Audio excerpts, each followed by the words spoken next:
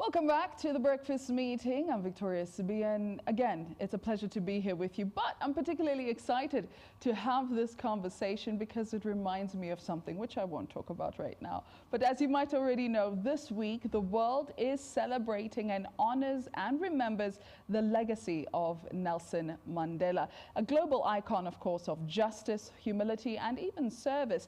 Now, here in Uganda, the Mandela Washington Fellowship Alumni Network is marking Mandela Day 2025, which is happening on the 18th, that is, with a powerful campaign, an accessibility fund for the Kampala School for physically handicapped, rather.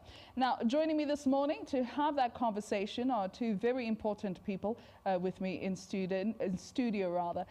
Let's start it off with Mr. Sebola, who is the acting head of the mission at the South African High Commission in Uganda. And of course, I've got with me Mr. Bugingo, Don Patrick, who is a president of the Mandela Washington Fellowship Alumni Network of Uganda. Gentlemen, welcome to the Breakfast Meeting. Thank you. It's a pleasure to be here. Excited to have the conversation because I obviously over the years have celebrated Mandela Day, which is on the 18th of July.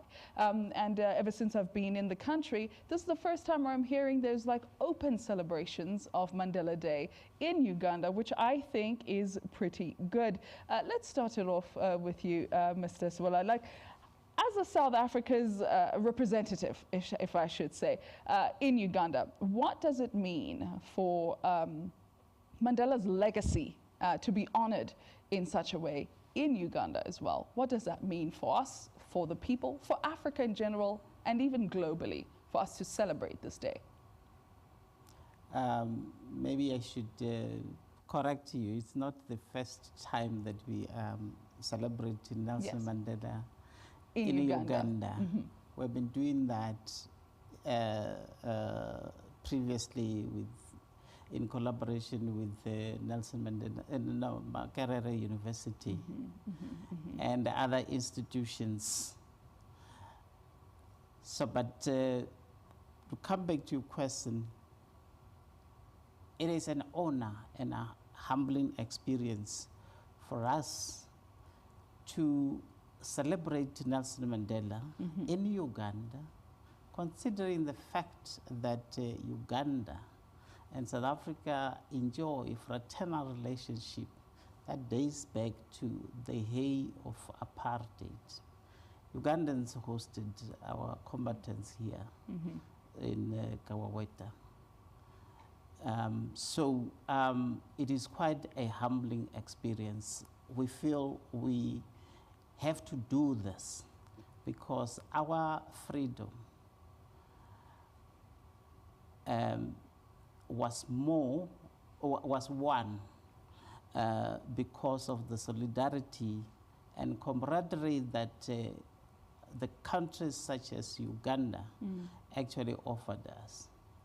So I want to emphasize again, it is quite a humbling experience that we are going to celebrate the legacy of Nelson Mandela here in Uganda with the people that we have fraternal relations with. I mean, it absolutely is an honor to see the global world actually celebrate and honor and remember, of course, his legacy. And I think part of his legacy was also just investing in us as young people in many ways. We share certain values, if I should say. Now, Mr. Bugingo, what does this mean on your point of view from, as the president, of course, of the Mandela Washington Fellowship Alumni Network? What does this day actually mean to you? Yes, thank you so much, Victoria. And to our viewers, I would like to really appreciate the fact that we get the opportunity to talk about Nelson Mandela in Uganda and to celebrate Nelson Mandela. The Mandela Washington Fellowship was actually named after Mandela by the US President then, Barack Obama. He felt that he wanted to have a very good way to remember Nelson Mandela, and hence the creation of a fellowship that selects, identifies, and nurtures young African leaders in unique ways that can make them better in terms of the different ways they can support their communities and also create impact generally. So we hold Nelson Mandela in very, very high esteem because he took the step forward and showed us the best example of leadership, and that's sacrifice. He did something that many people would not rather do, but decided to do it for the sake of others.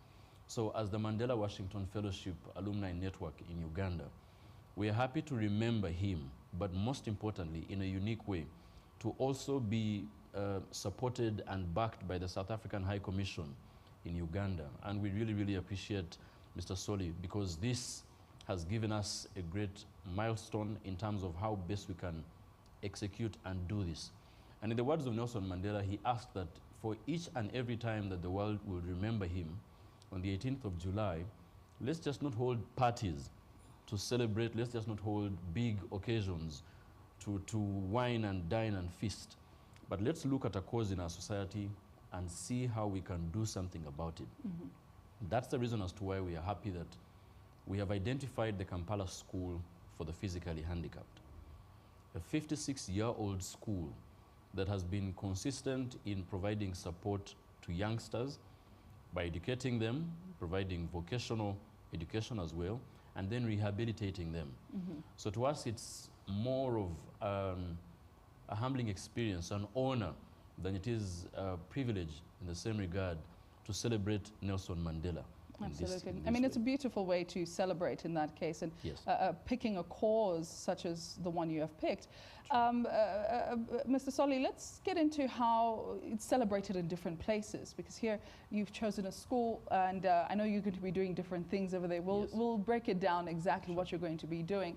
How are other people celebrating the day? Because I remember back in South Africa, some people will spend perhaps an hour painting or giving back or kitchen soups or doing whatever it is that they do. And over the years, as it has been celebrated as well in Uganda, what are some of the activities that you've seen as well, and connecting as well to the activity that's about to happen now? I think you said it, that's what people do. They actually lend their hand on the services to humanity in different ways, because that is the call that Nelson Mandela himself made, to say, when he was stepping down from his public life, he said, I'm handing over a baton to you. So we are saying here that it is still in our hands to do good for humanity. So in various parts of the world, people would identify a cause in which they can impact in the communities around them, the communities in need, such like the one that we are doing here. Patrick indicated here that this school is 50 years old, and you can imagine the infrastructure in that particular school. So the course we are trying to embark on here, if you want, it's a launch of an appeal to the Good Samaritans to assist this school to continue serving the communities, and in particular, these kids who are physically and mentally handicapped. So we want to use this opportunity to call on corporate partners, civic-based communities, individuals, organizations, to rally around this cause, to assist this school, because we feel and believe that what they're doing, they're actually responding to what Mandela stood for.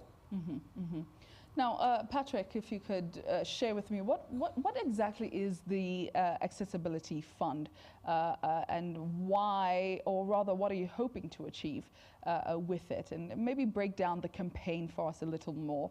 Give us a bit of that history of the school. You said over 50 years they've been in existence. What is the state that the school actually is in? As he's mentioned, the infrastructure could be in a dire state.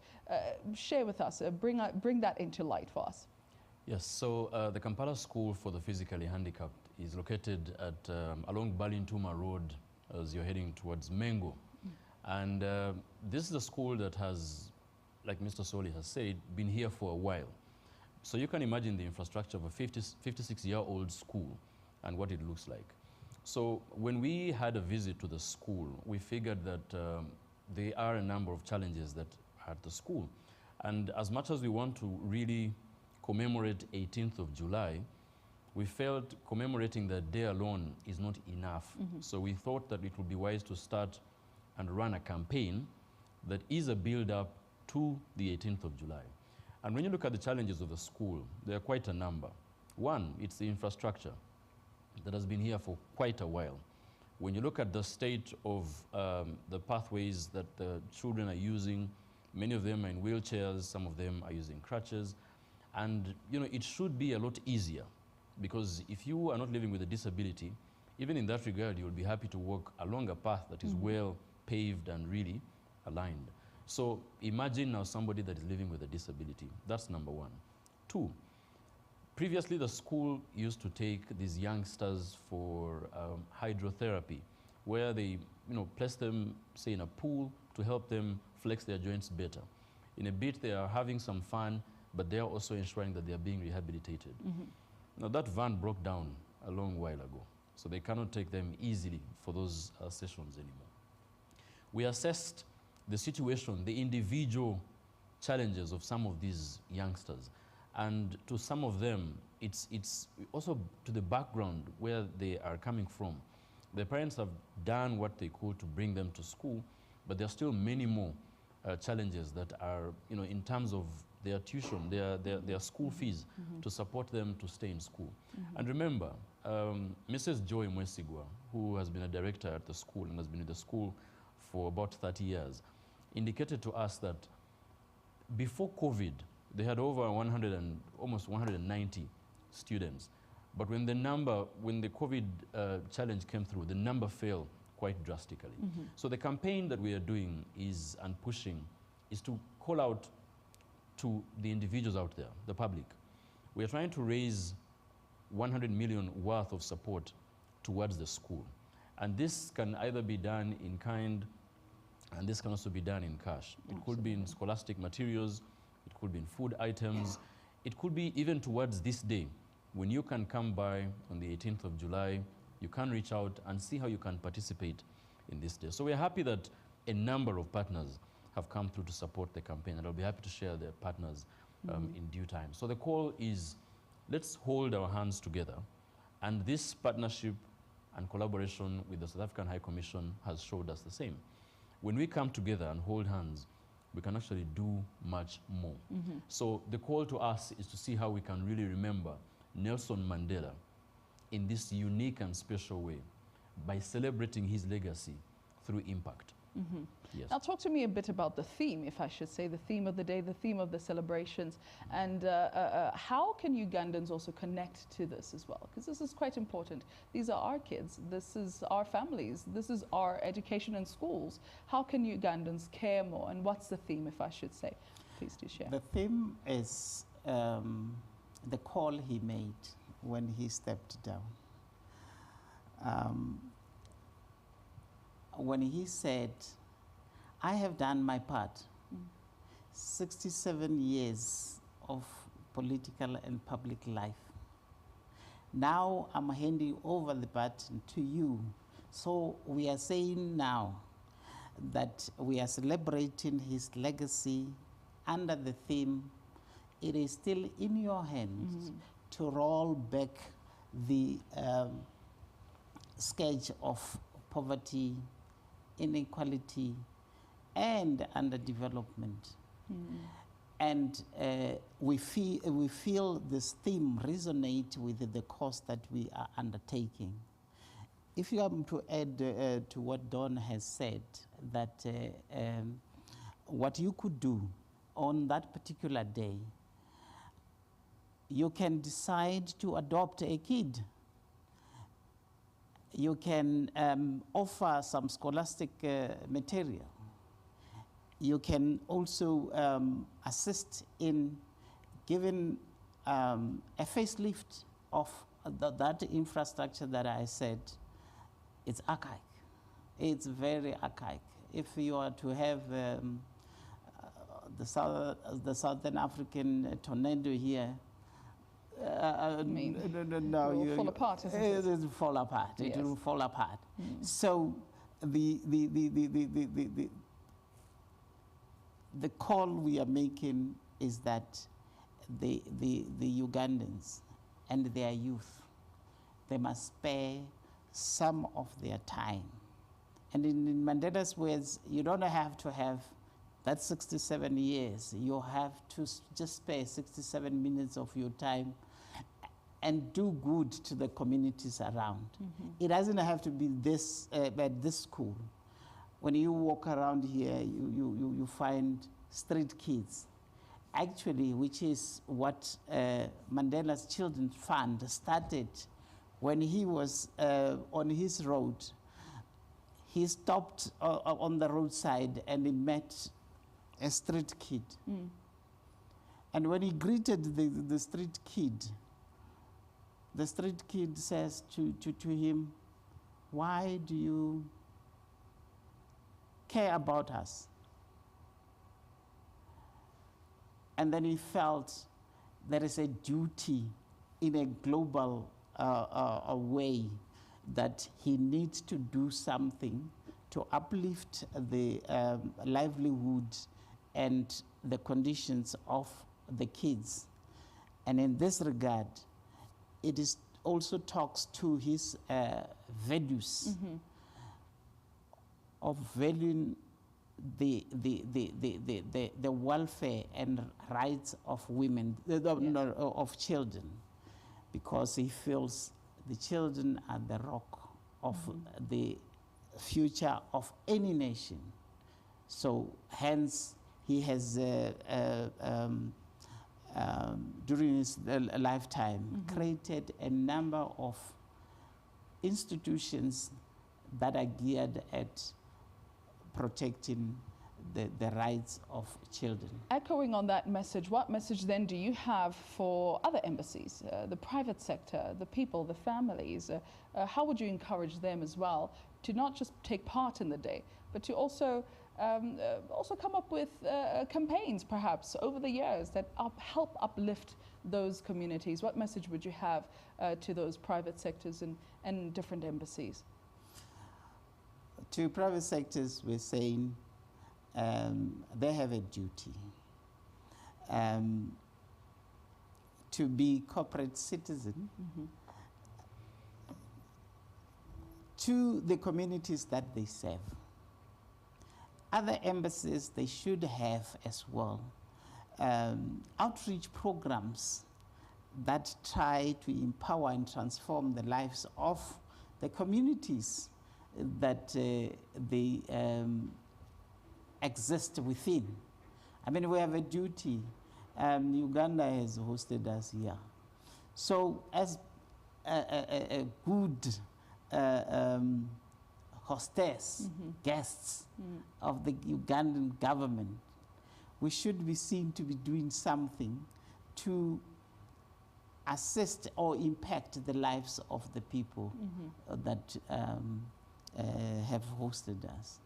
Mr. Bugingo, perhaps you can tell me what kind of impact do you hope this campaign will have, not just, of course, on the kids and the family and the school itself, but perhaps the alumni, the network, the other young people that probably have the power, and where, as Mr. Solly is saying, that it's in our hands, it's in your hands. What's the impact you hope this will have?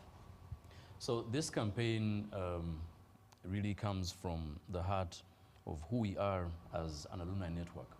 The Mandela Washington Fellowship Alumni Network is made up of unique individuals that are leading in their unique ways. These are entrepreneurs, innovators, leaders, lawyers, business persons, people in the civic world, name it. And what we're looking at is that to the alumni, I hope it can also share and remind them that when you join hands and work together on a cause, you can actually be of impact. Sometimes it's not just about that capacity in the team, but if you rally and run a campaign and make some noise, you could actually get something out successfully. To the public, I hope this campaign can remind us that we can actually solve our own challenges and our own problems. Your neighbor, the person closest to you, needs your help. But you can find ways to really rally this support through others and ensure that you can create impact. To the young people at the school, I hope that you can build hope one future at a time. I hope that through this campaign you remember that you are unique in your own way, but you have all the capacity and the world is going to open its doors towards you. And to the public out there, the corporate companies, it's a reminder that CSR is not just a one-day thing. We won't come and clean up the streets of the city and take pictures and then walk away. We want to stand and work with CSR campaigns that can be sustainable. And this is one of them, and I'll tell you why. I can't help but really appreciate all the partners that have come on board, and if you may allow me to mention them. Yes. Uniquely, the South African High Commission has come on board and rallied again and continues to rally and ask all the Forum for South African Businesses in Uganda to be part of this cause. We appreciate the US mission in Uganda for the support that they have given to the network and to the campaign as well. We thank the CEO Summit that has come through and opened up its doors to us through its executives, its presence on Next Media to support the campaign. It's very notable that one of our lead people and sponsors of this campaign is Mandela, the Mandela group of companies in Uganda. And this is somebody who has committed to rehabilitate the school and work on the ramps that have been really bad for quite a while. We have a plan to renovate the girls' dormitory and push all those efforts out there. The two areas are agencies who have sponsored the campaign. I don't know if the public may know, but Her Royal Highness Sylvia Naji Ndaluswata, the Nabagerika of Uganda, constructed the girls' dormitory at the Kampala School for the Physically Handicapped back in 2008. And in this campaign, she has also uniquely recorded a video for us to endorse this campaign and rally more people to come through and join the campaign. Crown Beverages is on board. They're providing all the drinks and soda water that's needed for that day. We have Sinat Advertising, Reach a Hand, Uganda, Read to Learn Foundation, Faces Up, Sam's Foods. So when you look at all of these efforts, honestly, we have to be grateful. And I say there's much more room, and we're still asking on to more partners to join the campaign because much more can be done when we work together. It's a commendable effort, but it's a reminder that so much can be done when we hold hands towards a cause. Very well said. Now, just as a final thought, any final thoughts, what message would you have to the Ugandans watching and to the people watching in general who want to be a part of this? To Ugandans and everybody, it is in our hands to be of service to the communities we live in and choose your course that would impact a neighbor. The South African foreign policy is centered around a notion that you cannot be you cannot be an island of prosperity in the sea of poverty and inequality. So in this regard, we are saying we join hands and take the baton forward to impact the communities we live within. Absolutely. Absolutely. Very well said. I mean, I couldn't have said any much more than that. Thank you so much for joining me this morning in the breakfast meeting and looking forward to the celebrations. And I hope that you are also looking forward to the celebrations, and it is in your hands. What more can we say? From me, Victoria Sabia, may the Lord bless you, keep you, make his face shine upon you, be gracious to you. Goodbye. God bless.